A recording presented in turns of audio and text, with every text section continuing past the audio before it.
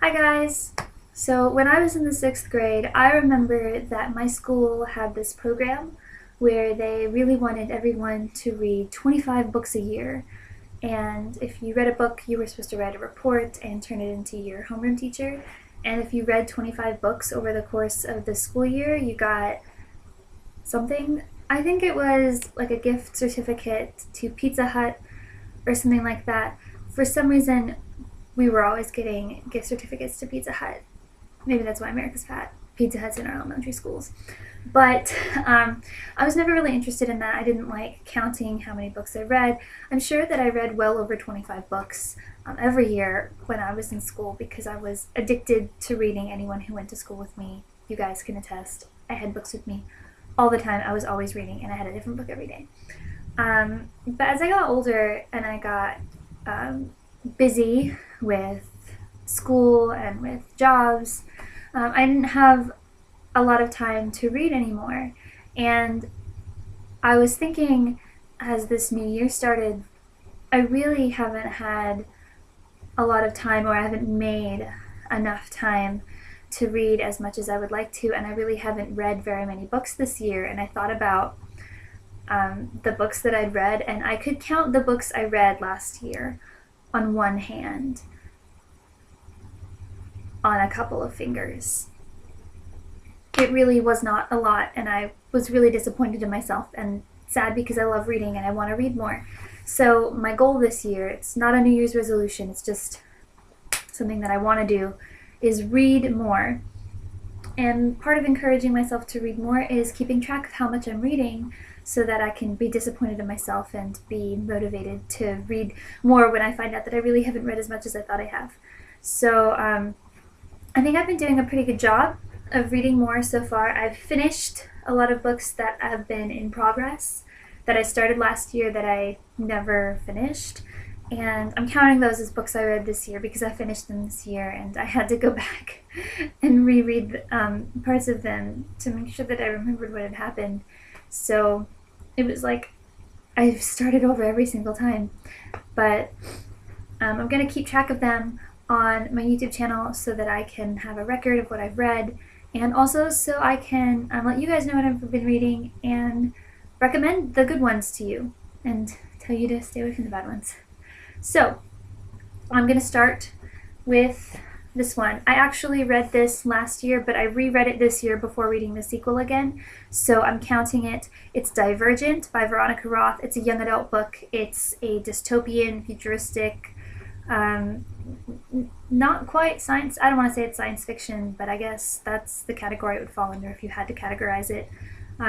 People who like The Hunger Games, it's very likely you will like this book. I actually like this a lot better than The Hunger Games. I think it's better written, and the plot is more, like the characters are more developed, so it's a lot easier to get invested in them. I think that the moral struggles in here are a lot more gripping, and it doesn't remind me of another story in the way that a lot of people were saying that The Hunger Games reminded them of Battle Royale. I mean, it does remind me of The Hunger Games, but it's not, they're not sending children into arenas to fight to the death. It's in the future. It takes place in Chicago. It never outright says it's Chicago, but it's Chicago. And people are separated into factions, and when you turn 16, you take an aptitude test and you get sent to that faction. You have to pass the initiation. And it's a really good book. I'm not going to say too much about it, but I highly, highly, highly recommend it to anyone who likes futuristic, dystopian novels. It's young adult. I would definitely recommend this to high schoolers. Maybe not super, super young kids. I wouldn't recommend this to someone younger than like 14, but it is really, really good. I could not put it down. The second book is the second book in the Divergent series, Insurgent. Just as good, if not better, than the first one. Again, I couldn't put it down. I read the whole thing in one evening, and then I read it again. It was so, so good. This series is supposed to be a trilogy, but the third book isn't out yet. I can't wait until it comes out. They're actually turning Divergent into a movie. I believe it's coming out in a year and a half. They haven't started filming yet. They have cast Shailene Woodley, who plays the pregnant teenager in Secret Life of the American Teenager on ABC Family, to be Tris, the main character. I know how I feel about that, but I do really like these books, and again, I highly, highly recommend them. The next is a collection of short stories. To kind of get myself back into reading more, I want to read more short stories, so I got a collection of short stories called Nocturnes by Kazuo Ishiguro. He was born in Japan, but he was raised in England. They're five short stories, and they're all connected by the thread of like music. So they're either about musicians or people enjoying a certain kind of music. Really, really good. Just a very nice, enjoyable, relaxing read. The stories make you think. They're not really out there. They're just really enjoyable stories. So yeah, I recommend it. I really want to read some of his novels now. I liked him.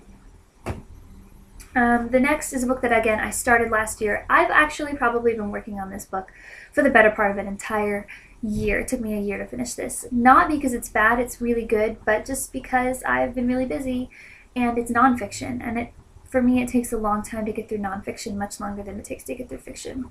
It's The Bronte Myth by Lucasta Miller, and it's not quite a biography, it's more of a meta-biography. It's an exploration into how the reputation and myth of the Bronte sisters was created through their various biographies and history, and how the biographers distorted the truth in an effort to portray the sisters in a certain way. Really, really interesting. A really, really interesting read. It didn't focus as much on Anne. It was more about Charlotte and Emily, which made me sad because Anne is my favorite. But there really isn't a lot of information about Anne, and frankly, she's just not quite as controversial as Charlotte and Emily were. So, yeah. But it was really, really interesting. I do really recommend it if you're into literary nonfiction, like biographies of authors and things like that. If you're interested in the Bronte sisters, this is definitely a good book to check out. I really enjoyed it, even though it took me a year to read. The next book is A Cool Moonlight by Angela Johnson, and this is not my book, actually. It was loaned to me. But you can see it's really thin. You can read this in an evening. I totally did. It's really young adult fiction, so kids as young as like 7 or 8 could read this. It's told from the point of view of an 8-year-old girl who has XP, which is that really extreme allergy to sunlight. It's really rare that you can't go out in the sun. And it's about her and her friends, her imaginary friends. And it's like written like her diary is. It's a very quick, easy read. It's a very interesting, like cute read to kind of get into the mind of like this 8-year-old girl. And I think that your younger kids would probably also really enjoy this. It's a nice, just enjoyable YA book. Yeah. The next is another collection of short stories by Haruki Murakami called The Elephant Vanishes. I have never read anything by Haruki Murakami. I've heard a lot of really good things about a lot of his books, and I wasn't sure where to start. And I decided that since I want to be on a short stories kick, I picked this up at the same time as the Kazuo Ishiguro collection. There are many, many more stories in here. There's more than just 5. There's like almost 20, I think. Like 17? 1, 2, 3, 4, 5, 6, 7, 8. Turn the page. 9, 10, 11, 12, 13, 14. 17. There are 17 short stories in here. They're all really good. They're all very different. This is my first experience with Haruki Murakami, and so far it's a positive one. I like them. Some of them were kind of weird and a little trippy, and some of them were they just really make you think. So I'm interested to see what his novels are like. I'm not sure if they'll go in the weird kind of trippy direction or in the just not so weird but just really thought-provoking direction. The redness of this book is turning the screen blue. so I'm gonna remove it so that the color balance can be restored, and say that I recommend this if you like short stories and if you like Murakami, or if you have never read any Murakami and you want to maybe try it out, check it out. I enjoyed it. The last thing that I finished is The Man Who Was Thursday by G.K. Chesterton. I started this a really long time ago, and I realized that I only had a couple pages left. I don't know why I didn't finish the last few pages, but it's really kind of old and battered. This was given to me by someone. It's a hand-me-down book. G.K. Chesterton writes detective fiction. This is a really hilarious book. It's about a society of revolutionaries sworn to destroy the world, and they are all anarchists, and they elect an undercover policeman accidentally to their security council, which is all named after days of the week, and he's Thursday. And then they kind of all figure out that they're all, I'm not going to give it away, but it's really hilarious, and I definitely recommend this if you like detective fiction. It's great. So that is all the books that I've finished so far in 2013. So that's 1, 2, 3, 4, 5, 6, 7 books. I think that's off to a pretty good start because we're in March. It's only 3 months in. So 7 books, 3 months. Not bad. I think I can make the 25 books. The next on my list is a book of F. Scott Fitzgerald short stories called Six Tales of the Jazz Age and Other Stories. I don't know why they say Six Tales and Other Stories. Just say stories, whatever. But it's a book of F. Scott Fitzgerald short stories. It includes The Curious Case of Benjamin Button.